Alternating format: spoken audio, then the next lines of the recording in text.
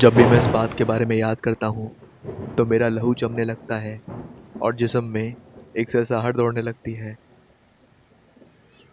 मुझे वैसे तो पहाड़ हमेशा से ही पसंद रहे हैं, इसलिए जैसे ही मेरा तबादला पहाड़ी इलाके में हुआ तो सबसे पहले मैंने अपने लिए घर देखना चालू कर दिया। और शायद मेरी किस्मत कुछ ज़्यादा ही बुलंद थी, इसलिए मुझे जल्दी ही अपने सपनों का महल मिल गया। उसे मकान ना कहकर अगर हवेली बोला जाए तो ज़्यादा बेहतर है। 6 कमरे, एक गैरेज और एक छोटा बगीचा, सभी कुछ था वहाँ। जब सब सही से निपट गया तो मैंने अपनी धर्मपत्नी को भी बुलवा दिया। वैसे आपको बता दूं कि मेरे परिवार में मेरी पत्नी सरोज और मेरी पत्नी का भाई विनोद और साथ में मेरी 2 प्यारी बिल्लियाँ, सभी के आ जाने से मेरा घर पूरा ताजगी से भर गया। इतने बड़े घर को संभालने के लिए मुझे नौकरों की ज़रूरत थी, इसलिए मैंने पास के गांव जाकर 2 नौकरों का बंदोबस्त करने की सोची। और अगले दिन मैं सवेरे ही पास के गांव चला गया। वह गांव काफ़ी अजीब था। ऐसा लगता था जैसे लोग अपनी ज़िंदगी काट रहे हैं, जी नहीं रहे। एक अजीब सी मनुष्यत उनके चेहरे पर छाई हुई थी। मैंने एक छोटी सी दुकान देखी और वहां जाकर पूछा कि कोई मजदूर या कामगार मिल सकते हैं। दुकानदार बोला, बाबूजी, यहाँ काम करने वाले लोगों की कमी नहीं है, वैसे भी यहाँ के लोगों को ज़्यादा पैसे नहीं मिल पाते। उसने एक छोटे लड़के से कुछ लोगों को बुलवा दिया। थोड़ी देर में ही काम करने के इच्छुक काफ़ी सारी भीड़ जमा हो गई। लेकिन जैसे ही मैंने उन्हें अपने घर का पता बताया तो उन्हें जैसे सांप सूंघ गया। उन लोगों के चेहरे पर मैं डर साफ साफ देख पा रहा था। धीरे धीरे करके सारी भीड़ मेरे पास से हट गई। ये देखकर मुझे बहुत हैरानी हुई। मैंने दुकानदार से इसका कारण जानना चाहा तो काफ़ी अजीब सा कारण उसने बताया। उसने बताया कि जिस घर में आप हो वहाँ बहुत साल पहले एक व्यापारी और उसका परिवार रहता था। वह काफ़ी समृद्ध था। इसी गांव के कुछ लोगों ने लालच में आकर उसकी और उसके परिवार की हत्या कर दी थी। उस परिवार से वो व्यापारी बचा था। उस व्यापारी ने गांव वालों से मदद की गुहार लगाई, लेकिन गांव में से किसी ने भी उसकी मदद नहीं करी। वो व्यापारी जादू टोना जानता था।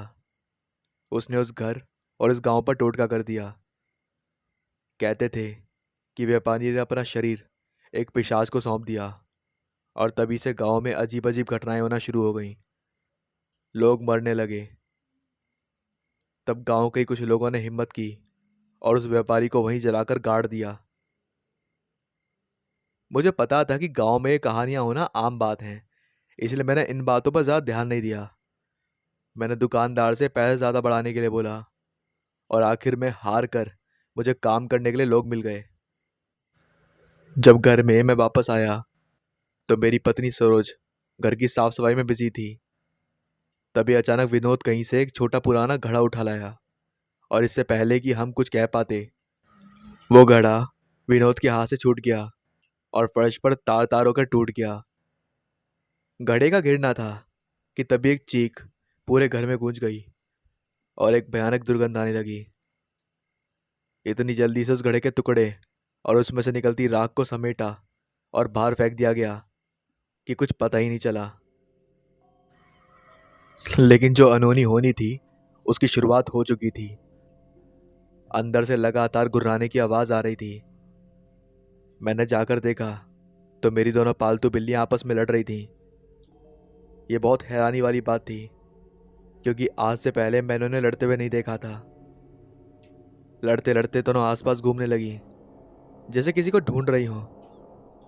तभी अचानक दरवाजे पर तेज आवाज़ आई और फिर धीरे धीरे सभी खिड़की दरवाजे तेज तेज आवाज़ में बजने लगे। मैं भागकर बाहर आया और देखा कि एक भयंकर तूफान आ रहा है।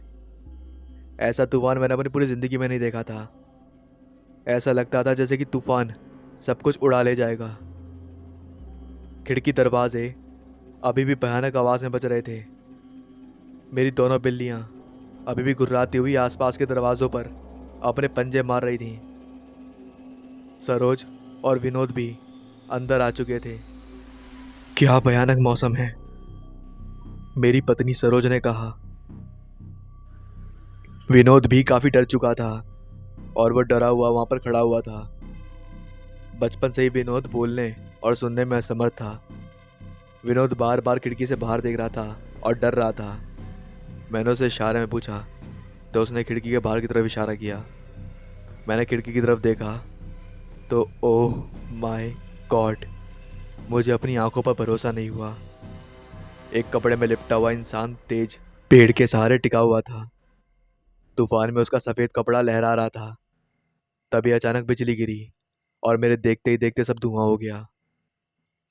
मैं सभी के साथ हॉल में आ गया और तूफान थमने की प्रतीक्षा करने लगा।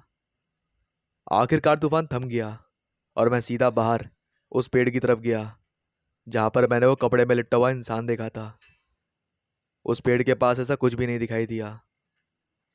मैंने सोचा कि हो सकता है कि ये मेरी आंखों का धोखा हो, लेकिन तभी मैंने वहां एक जला हुआ सफेद कपड़ा देखा।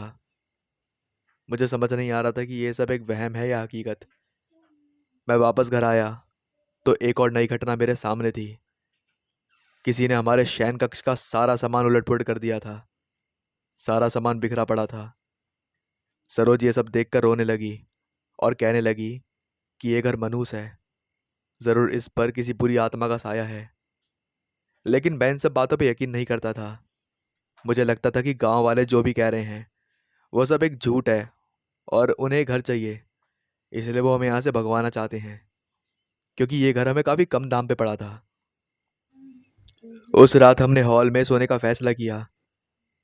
शाम होते होते एक धुंध सी चारों तरफ फैलने लगी। उस धुंध में एक अलग ही तरह की गंध थी। रात को काफ़ी देर तक मुझे नींद आई। अचानक एक चीख से मेरी नींद टूट गई। मैंने देखा कि विनोद काफ़ी घबराया हुआ था और उसी खिड़की की तरफ देखता हुआ बोल रहा था कि वह आ रहा है, वह आ रहा है। मुझे बहुत हैरानी हुई, क्योंकि मैंने भी आपको बताया ना कि वो बोल नहीं सकता था। अब जिस इंसान ने कभी जिंदगी में कोई शब्द नहीं बोला, वो आज इतना साफ कैसे बोल रहा था। मैंने खिड़की की तरफ देखा तो वही कपड़ों में लिपटा हुआ इंसान उसी पेड़ के सहारे खड़ा था। तभी अंदर से मेरी दोनों बिल्लियों के लड़ने की और रोने की आवाज़ आने लगी। ये सब देखकर सरोज और विनोद बेतहाशा रोने लगे। मैं इतनी जल्दी घबराने वालों में से नहीं था। मैंने दोनों को डांट कर चुप हो जाने के लिए कहा। पूरा वातावरण एकदम शांत हो चुका था। मैंने खिड़की से झांक कर देखा तो वहां अब कुछ भी नहीं था। अगली सुबह गांव से वो दोनों नौकर हरी और मोहन आ चुके थे। मैंने उन दोनों को आसपास की झाड़ी साफ करने का हुक्म दे दिया। इसके बाद मैं विनोद से मिला तो उसे देखकर साफ जाहिर होता था कि उसे रात का कुछ भी नहीं पता था। तभी बाहर से हरी की आवाज़ आई। वह मुझे कुछ दिखाना चाहता था। मैंने देखा कि झाड़ियों के बीच एक बड़ा सा खड्डा बना हुआ था। मैंने कहा कि शायद किसी जंगली जानवर ने खड्डा बनाया होगा। मैंने उस खड्डे का मुंह एक पत्थर से बंद कर दिया। शाम तक कुछ भी अजीब नहीं हुआ तो मैंने सुकून की सांस ली, लेकिन शाम होते होते फिर वही धुंध फैलने लगी। तभी सरोज ने आकर बताया कि विनोद को तेज़ बुखार हुआ है। मैंने देखा कि विनोद तेज़ बुखार से झुंझला रहा था। रात को मैंने बाहर निकलना ठीक नहीं समझा, इसलिए मैंने उसे घर पे इलाज करना चालू कर दिया। जो भी मेरे पास दवाइयाँ पड़ी हुई थी उनका सहारा मैंने ले लिया। सरोज और विनोद के सोने के बाद मैं अपने लैपटॉप पर अपना ऑफिस का काम निपटाने लगा। कुछ देर बाद मुझे बाहर कुछ गिरने की आवाज़ आई।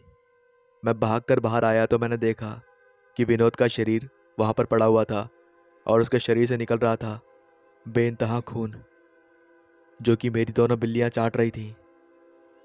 मैंने तुरंत विनोद को उठाया और अंदर ले आया। उसका शरीर बर्फ के समान ठंडा पड़ा हुआ था और दोनों आंखें बाहर की तरफ निकली हुई थी। विनोद की हालत देखकर सरोज ने रोना शुरू कर दिया। मेरे सोचने समझने की शक्ति जा चुकी